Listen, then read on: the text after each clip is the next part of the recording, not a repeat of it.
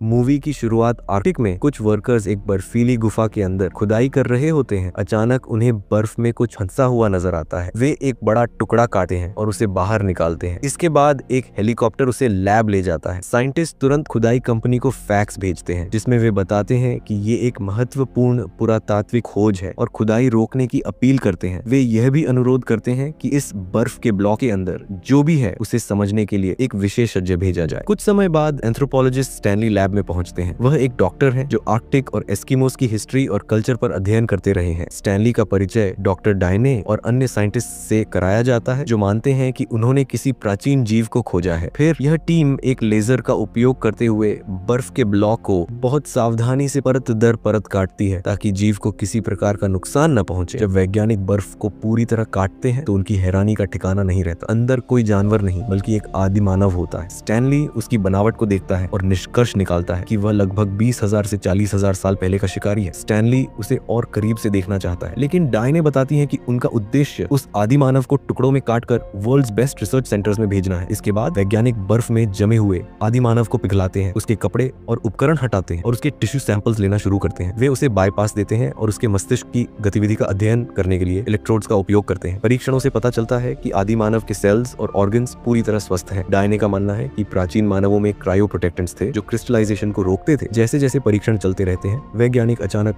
आदि मानव के मस्तिष्क में हल्की गतिविधि देखकर चौंक जाते हैं। वे उसे फिर से जीवित करने की कोशिश करने का निर्णय लेते हैं। इंटुबेशन और डिफिब्रिलेटर की मदद से वे आदि मानव का दिल फिर से धड़काने में सफल हो जाते हैं। जब आदि मानव स्थिर हो जाता है तो वे इंटुबेशन हटाते हैं और आदि मानव धीरे धीरे जागना शुरू करता है। आदि मानव अपने आसपास के माहौल, आवाजों और मास्क लगाए चेहरों को देखकर घबरा जाता है। स्टैनली अपना मास्क हटाता है और जैसे ही आदि मानव इंसानी चेहरा देखता है वह शांत हो जाता है। इसके बाद वैज्ञानिक उसे इंजेक्शन देकर सुला देते हैं। बाद में टीम आदि मानव के भविष्य पर चर्चा करती है और नोबेल पुरस्कार जीतने के सपने देखती है। आर्कटिक टीम क्रायो प्रोटेक्टेंट विकसित करने की कोशिश कर रही है ताकि कैंसर मरीजों को फ्रीज करके तब जगाया जा सके जब इलाज मिल जाए। लेकिन अब उनके पास ये आदि मानव है तो वे सोचते हैं कि इंसानों को फ्रीज कर अमरता हासिल की जा सकती है। स्टैनली इस विचार का विरोध करता है और कहता है कि इंसानों को हमेशा नहीं जीना चाहिए क्योंकि पहले से ही जनसंख्या बढ़ने की समस्या है, लेकिन उसकी बात को नजरअंदाज कर दिया जाता है। वैज्ञानिक यह तय करते हैं कि फिलहाल मीडिया को कुछ नहीं बताएंगे ताकि आदि मानव सेलिब्रिटी न बन जाए। फिर स्टैनली सुझाव देता है कि आदि मानव को पहले एक प्राकृतिक माहौल में रखा जाए ताकि प्राचीन समय के बारे में अधिक जानकारी मिल सके। कई बार गुजारिश करने के बाद वह टीम को मना लेता है कि उसे 2 हफ्ते अपने शोध के लिए दिए जाएं। जल्दी ही एक विशेष विवेरियम तैयार किया जाता है और आदि मानव को उसमें रखा जाता है। जब वह जागता है तो उसे माहौल परिचित लगता है और वह अपनी रोजमर्रा की आदतें शुरू कर देता है। वह जंगली फलों से रस पीकर अपनी प्यास बुझाता है और चिड़िया के घोंसले से अंडे चुराने के लिए उसे भगाता है। शाम को वह पत्थरों से आग जलाता है और अपना खाना पकाता है। सुबह सुबह वह झरने के नीचे जाकर नहाता है और फिर खुद से बनाए भाले के साथ शिकार करने निकलता है। शिकार के दौरान वह अजीब आवाजें निकालता है जिससे एक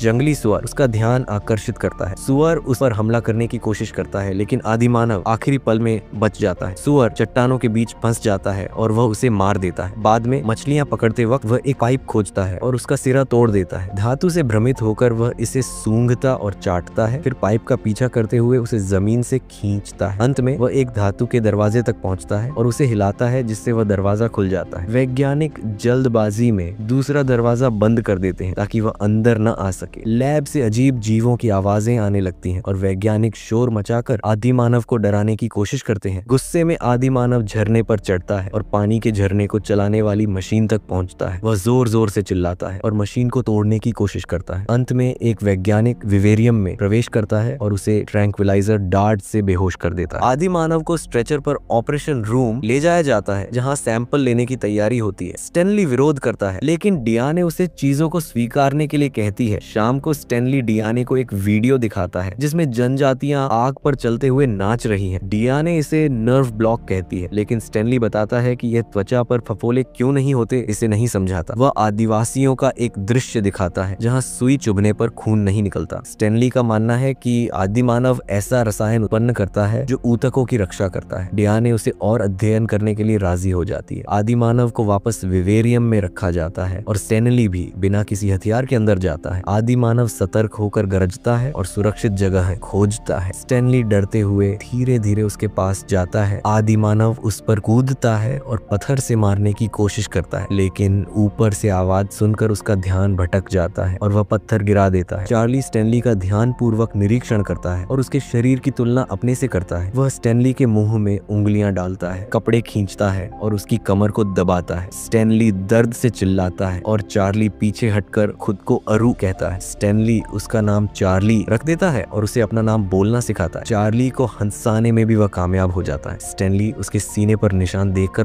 पूछता है और चार्ली उन्हें बिता कहता है, ऊपर इशारा करते हुए। स्टैनली समझता है कि इसका मतलब पक्षी है। चार्ली उसका क्रॉस नेकलेस चुरा लेता है, काटता है और कुछ शब्द दोहराता है, लेकिन स्टैनली समझ नहीं पाता। अगले दिन भाषाविद माबेल आती है और चार्ली की बातचीत की रिकॉर्डिंग देखती है। वह और सामग्री की मांग करती है ताकि भाषा को बेहतर समझ सके। स्टैनली चार्ली के साथ समय बिताने लगता है और उसकी भाषा के शब्द सीखता है। चार्ली स्टैनली के साथ खाना साझा करता है और स्टैनली उसे आसान अंग्रेजी सिखाता है। माबेल चार्ली के शब्द भंडार से प्रभावित होती है। एक रात स्टैनली आग के पास गाना गाता है। चार्ली को गाना पसंद आता है और वह खुशी से आवाजें निकालकर गाने की कोशिश करता है। कुछ देर बाद साइंटिस्ट्स ने चार्ली को सुलाया और सैंपल्स लेकर एक नया एक्सपेरिमेंट शुरू किया। उन्हें एक खास चैम्बर में रखा गया, बहुत लो टेम्परेचर पर, जिससे क्रायो प्रोटेक्टेंट्स एक्टिवेट हो सके और उन्हें निकालना आसान हो जाए। स्टैनली लगातार विरोध करता रहा और कहता रहा कि चार्ली का मिसयूज एक लैब के जानवर की तरह नहीं होना चाहिए। चार्ली का हार्ट बीट धीरे धीरे स्लो होने लगा और साइंटिस्ट्स को उसे बाहर निकालना पड़ा। बाद में विवेरियम में चार्ली स्टैनली पर गुस्से में चिल्लाने लगा। एक्सपेरिमेंट्स और नए जख्मों की वजह से वो नाराज था। अचानक वो उछलता है, स्टैनली को अटैक करने का नाटक करता है और अपने ही सीने को छेदता है। वो स्टैनली से गुजारिश करता है कि वो उसकी मदद करे खुद को खत्म करने में, लेकिन स्टैनली मना कर देता है। थोड़ी झड़प के बाद वो विवेरियम से चला जाता है। बाद में स्टैनली डायने से मदद मांगता है और कहता है कि सारे एक्सपेरिमेंट्स चार्ली को अलग थलग कर रहे हैं। स्टैनली चाहता है कि डायने उसके साथ विवेरियम चले, शायद एक औरत की प्रेजेंस चार्ली को शांत करने में मदद करे। जब वो विवेरियम के अंदर जाते हैं, चार्ली के हाथ जख्मी होते हैं और वो अपने जख्मों के खून से जमीन पर एक पक्षी बना रहा होता है। डायने नर्वस होती है और चार्ली उसकी तरफ भागता है एक बेहतर लुक के लिए। कुछ देर सूंघने के बाद चार्ली अपना खाना डायने के साथ शेयर करता है। डायने इसे खा लेती है ताकि उसे बुरा न लगे, भले ही वह कीड़े मकोड़े से बना होता है। फिर चार्ली फ्रेंडली तरीके से डायने को टच करने लगता है, लेकिन जल्द ही उसका ध्यान उसके ग्रोइन पर चला जाता है। स्टैनली तुरंत उसे रोक लेता है और दोनों के बीच चिल्लम चिल्ली होने लगती है। स्टैनली को नेंडरथल शब्द माइन इस्तेमाल करना पड़ता है ताकि चार्ली पीछे हट जाए। चार्ली अपनी गुफा से कुछ वस्तुएं लाता है ताकि डायने के लिए उनका एक्सचेंज कर सके, लेकिन स्टैनली उसे मना कर देता है। डायने को देखकर चार्ली उदास हो जाता है और वही शब्द बार बार दोहराता है। मेबल इस बात का विश्लेषण करती है और सोचती है कि उसने चार्ली का वुमन के लिए शब्द ढूंढ लिया है, लेकिन कुछ और भी है जो वह समझ नहीं पा रही। स्टैनली और डायने चार्ली से उन शब्दों का मतलब पूछते हैं। चार्ली जमीन पर कुछ ड्राइंग बनाता है जिससे पता चलता है कि उसके पास कभी एक पत्नी और बच्चे थे। वह इधर उधर दौड़ने लगता है और वही शब्द बार बार दोहराता है। डायने समझ जाती है कि वह अपने परिवार के बारे में पूछ रहा है। यह पल टूटता है जब एक हेलीकॉप्टर फैसिलिटी के ऊपर आता है। छत के कांच के कारण चार्ली उसे देख लेता है और घबरा जाता है। वह चट्टानों पर चढ़ने लगता है और बार बार बीटा, जो उसके लिए बर्ड का मतलब है, चिल्लाने लगा है। वैज्ञानिक तुरंत हेलीकॉप्टर को वहां से जाने के लिए कहते हैं, लेकिन चार्ली शांत नहीं होता। वह विवेरियम की छत तक चढ़ जाता है और बीटा चिल्लाता है। बाद में स्टैनली एस्किमो जनजाति से मिलता है और चार्ली के शब्द उनके साथ साझा करता है जिन्हें वे पहचान लेते हैं। स्टैनली जल्दी वापस लैब लौटा है और डायने को अपनी खोज बताता है। बीटा सेडना को संदर्भित करता है जो भगवान का संदेशवाहक पक्षी होता है। स्टैनली का मानना है कि चार्ली की जनजाति विलुप्त हो गई जब मैग्नेटिक पोल उलट गया और सभी जानवर मर गए। चार्ली को लगता है कि यह भगवान की सजा है और वह ड्रीम वॉक पर निकल पड़ा। अब वह हेलीकॉप्टर को सेडना समझता है जिससे उसे शांत करना मुश्किल हो जाता है। 34 घंटे बाद चार्ली ने स्टैनली द्वारा दिए गए कपड़े और गहने पहने होते हैं और जामुनों से अपने शरीर को रंगता है। वह लगातार मंत्र बोलता है, भगवान की वापसी का इंतजार करता हुआ। जब स्टैनली विवेरियम में आता है, चार्ली छिप जाता है और बात करने से मना कर देता है। एक दोपहर चार्ली सीढ़ियों पर चढ़ता है और स्टैनली को देखकर बटन दबाने की तैयारी करता है। वो लैब में प्रवेश करता है, सावधानी से चलते हुए यह सुनिश्चित करता है कि वैज्ञानिक उसे न देखें। एक खाली गलियारे में उसे दर्पण मिलता है और वह अपनी परछाई को देखकर समझता है कि दूसरा आदमी उसे चुनौती दे रहा है, तो वह भाले से दर्पण तोड़ देता है। उसे सीकर्स